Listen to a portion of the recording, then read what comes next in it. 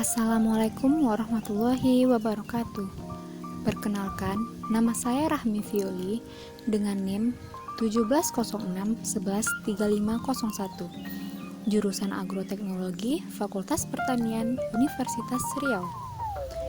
Kali ini saya akan menjelaskan tentang praktikum fisiologi tumbuhan mengenai imbibisi. Sebelumnya, kita harus mengetahui pengertian dari imbibisi. Imbibisi adalah penyerapan air atau absorpsi oleh benda-benda solid atau semi-solid karena benda-benda tersebut mempunyai zat penyusun dari bahan yang berupa koloid. Suradinata 1993. Penyerapan air dipengaruhi oleh dua faktor, yaitu faktor dalam dan faktor luar atau faktor lingkungan. Faktor dalam terdiri dari kecepatan transpirasi, sistem perakaran, dan kecepatan metabolisme. Faktor lingkungan terdiri dari ketersediaan air tanah, konsentrasi air tanah, temperatur tanah, dan aerasi tanah.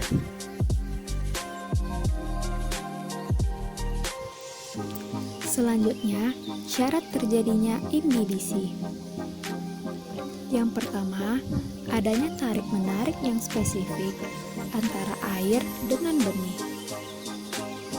Yang kedua, adanya perbedaan antara benih dengan larutan, di mana benih kecil dari larutan. Yang ketiga, benih kering memiliki kandungan air yang rendah. Dan yang keempat, benih mempunyai partikel koloid yang merupakan matriks yang bersifat hidrofil berupa pati, protein, dan selulose.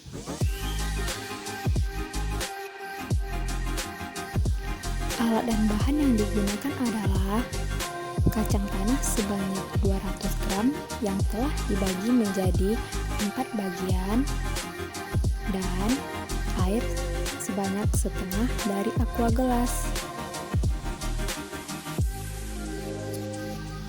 Langkah kerja yang pertama yaitu air diukur menggunakan penggaris, lalu diberi tanda. Selanjutnya, kacang tanah sebanyak 50 gram dimasukkan pada masing-masing aqua gelas.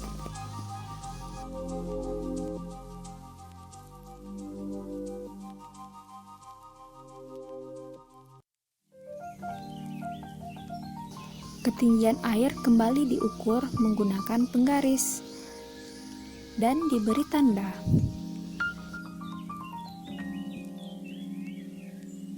Setelah itu, diamkan selama 30 menit.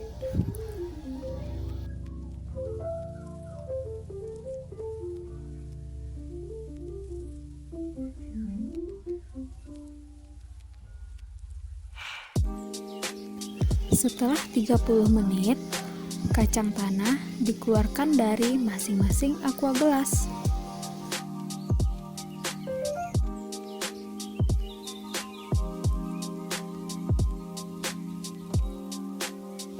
Dan ukur kembali ketinggian airnya. Dari percobaan tersebut, diperoleh data sebagai berikut. Rumus imbibisi adalah tinggi awal dikurang tinggi akhir, di mana tinggi awal lebih besar dari tinggi akhir. Imbibisi disebut juga dengan proses penyerapan air.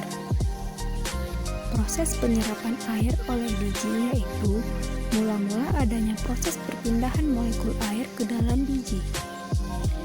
Air yang masuk ke dalam sel-sel biji setelah air menembus dinding sel dan membran sel.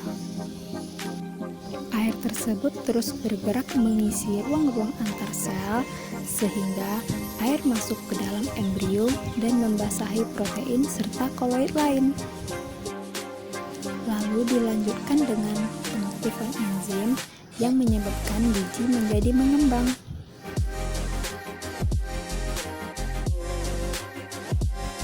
Kesimpulan dari praktikum indidisi adalah air meresap masuk ke dalam biji sehingga volume dalam gelas berkurang dan berat biji bertambah. Oleh karena itu, praktikum dapat dikatakan berhasil karena tinggi akhir lebih kecil dari tinggi awal.